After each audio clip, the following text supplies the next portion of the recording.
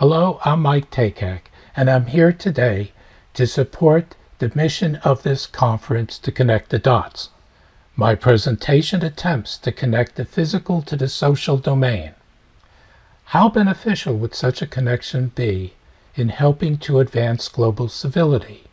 The simplicity of a physical reference may aid education within a scientific venue. Such a connection may help philosophical reformation on a global scale. That is a simple physical relationship for all to understand. Lacking a physical reference invites philosophical inconsistency. For example, in 1776, Thomas Jefferson celebrated a philosophy of unalienable rights. In 1908, Woodrow Wilson, the 28th President of the United States, claimed those unalienable rights were nonsense. In 1948, the UN devised their own version of human rights listed in 30 articles, with no reference to Jefferson's rights. And today, we are going back to the future with the Commission on Unalienable Rights under the stewardship of Mike Pompeo. I have no affiliation with this commission. This presentation explores the science of rights and its potential benefits to society, markets, and the rule of law. All organic life must have freedom, liberty within its domain in the pursuit of survival. Otherwise, there is no life. Survival is a prerequisite for human happiness. The axiomatic logic of these bioprimitives maintains a self-evident truth represented in equations 1 and 2. Where one's philosophy of happiness is subjective. Equations 1 and 2 represents the ends of a spectrum driven by liberty and energy ranging from negative to positive feedback. This feedback is presented here in the following block diagram, showing freedom and pursuit are dependent on a relationship by the simple fact that some pursuits are easier than others, where no two relationships are equal. Here we have a simple experiment. Your life has a relationship with your respiratory system. Take its freedom away by holding your breath until you feel negative feedback.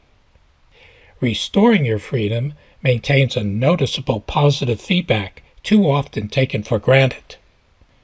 One should also notice the air we breathe is not free, for it takes bioenergy in the pursuit of your next breath, and that energy comes from food. Here we have the experiment's relationship to thermodynamics. The first law relative to the conservation of energy, where something cannot be gained for nothing or from nothing. The second law, from the high stress of hunger to the low stress of consumption. And the Constructal law in the evolution of dendritic air passages. Here we have the Constructal law with its dendritic signature. With the axiom of unalienable rights and the Constructal law, we could now connect those dots from the physical to the social domain. Such connection could bring about a paradigm shift throughout the social sciences. It is common knowledge that no man-made law or philosophy can change a physical law of nature. Having the awareness of unalienable rights and the Constructal law are similar or the same, how beneficial could this be in expanding global civility? Relative to flow, the Constructal law transcends domain. We all have our own philosophy, and it too flows through time as it evolves or reforms as a function of enlightenment. Here's an example of our unalienable rights to the Constructal law relative to the evolution of philosophy. That is, for the flow of a philosophical reformation to persist in time, to live, life, it must evolve freely, liberty, such that it provides greater access, the pursuit of, to its pedagogic currents of nature via discovery, happiness. Discovery promotes change in philosophy, culture, markets, technology, the sciences, etc., resulting in dendritic patterns covering the Earth's surface, while changing the dendritic neuron configuration in the evolution of our consciousness. In going forward, I'm going to use the shorthand flow-current pair notation for the Constructal law. Applying this notation to the above philosophical example reads as follows. Philosophical reformation flows towards the pedagogic currents of nature. A list of constructal flow-current pairs complemented with some philosophy. Relative to the Constructal law's discovery, a new reality emerges as we look back at those established philosophies, in particular the ones that seem to contradict each other. Today, scholars may see the world of their predecessors differently, as in the case of Herbert Spencer's popular phrase, survival of the fittest. One would wonder if social Darwinism embraced the adage, survival of the happiest, would history be different? Relative to a nation-state, I will focus on the following. Reason and ethics is the foundation of a civil society. The world became a local neighborhood at the individual level over the last number of decades thanks to technology. Civility is a function of the Golden Rule, which is an outgrowth of the Constructal law via life's unalienable rights. Thermodynamics is taught in a science class, so why not teach ethics in a science class?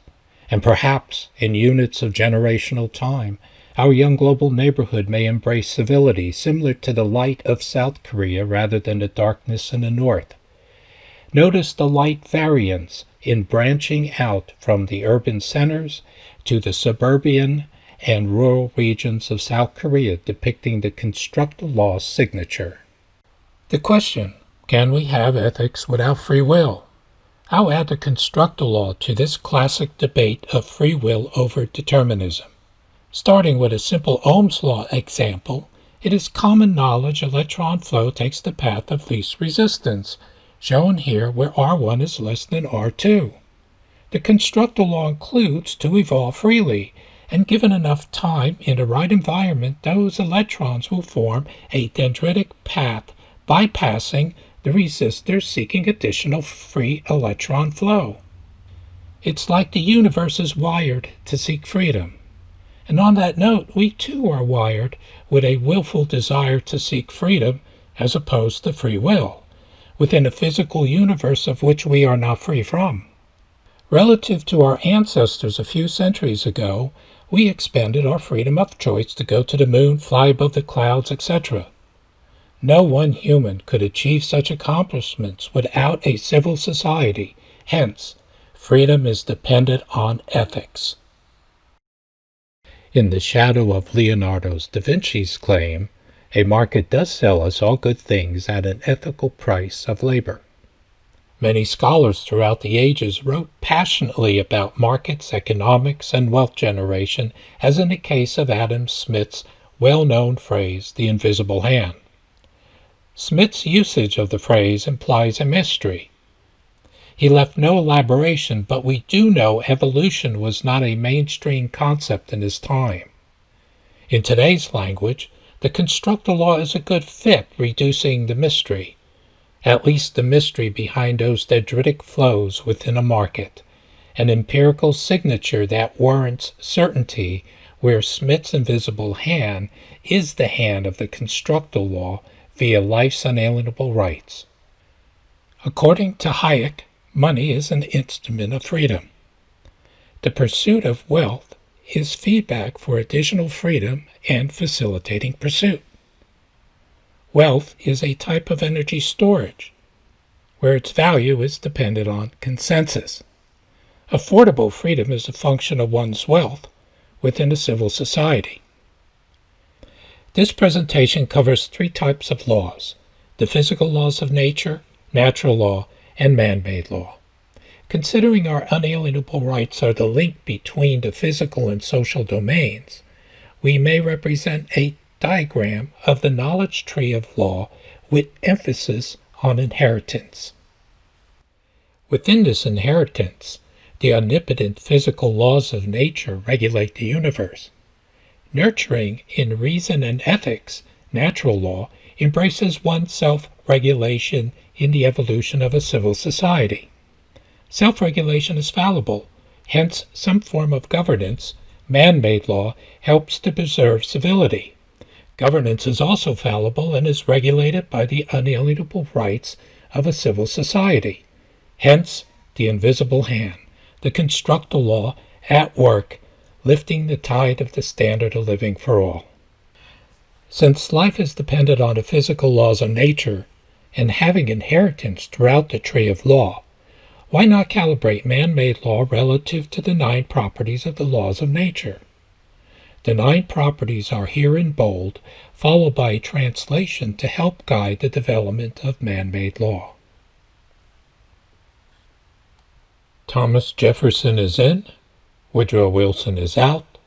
Let's incorporate the constructal paradigm into UN's Universal Declaration of Human Rights. There are similarities in Article 3 relative to unalienable rights, where security of person replaced pursuit of happiness. The introduction of the Constructal law in Article 3 brings life to the UDHR towards the currents of civil effectiveness in the evolution of global civility.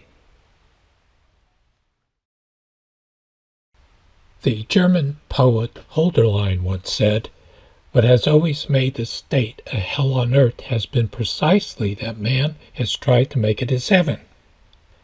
May I coin the term constructalism, the axiom of unalienable rights, an ethical application of the Constructal law. Hypothetically, if Hölderlin was here today, he may publish the following: "What has always made the state a joy on earth has been precisely that man has liberty in the moral pursuit of his own heaven." Recapping some highlights, not bad for a presentation within 15 minutes. The main theme is simplicity, to help make our world a better place to live. No new laws or rights were covered. What was new is connecting the dots between them. Thank you for your interest.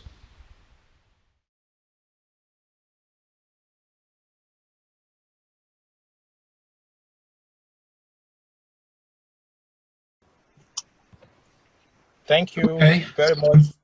I'm back live here if there's any questions. So we take questions. I can ask one question. Okay, go ahead. I saw a downvote for President Wilson. Is that correct? And he believed in evolution. So how does that fit in with the downvote?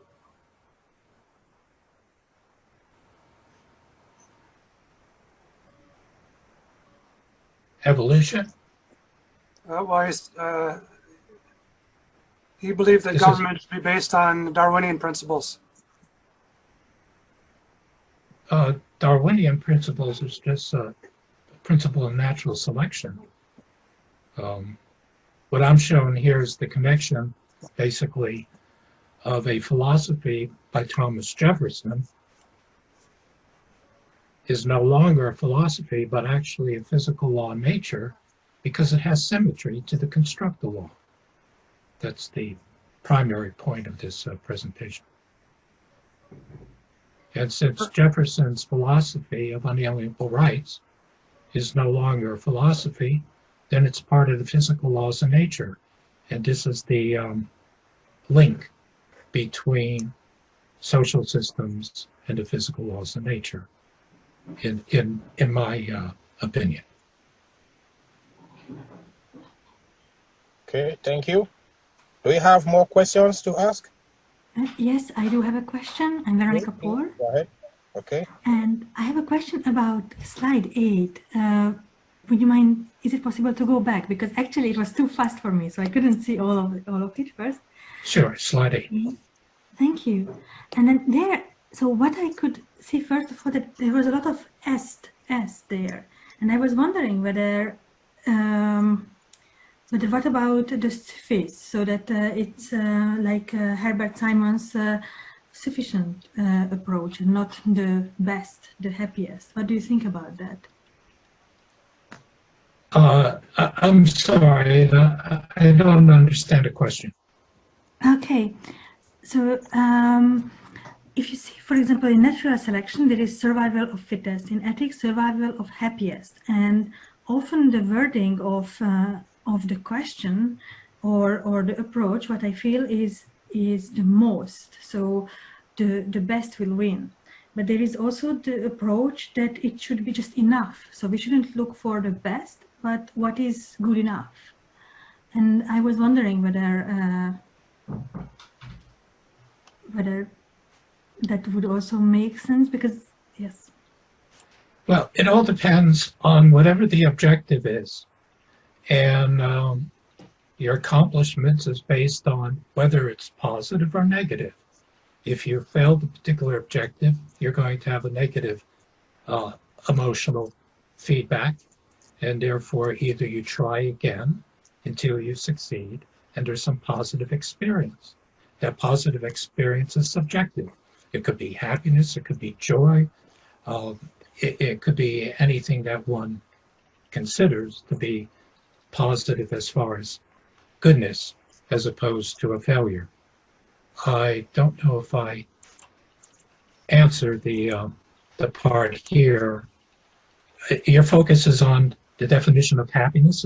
Is that what the issue is here? No, actually, my focus is more about not optimizing, but just looking for a better option. Well, that's part of evolution, is finding the better option. Better, but not the best. And that's the survival of the fittest sort of means the best, whereas survival of the fitter would mean the better one. So that, but I think we agree, we completely agree. So I see that from your explanation that. Yeah, the survival of the fittest is more or less on a instinct level. When you get into higher forms of civility, it's more or less happiness and not the fittest, more or less. Because you can have unfit humans to be very happy in a civil society. Thank you Okay. very much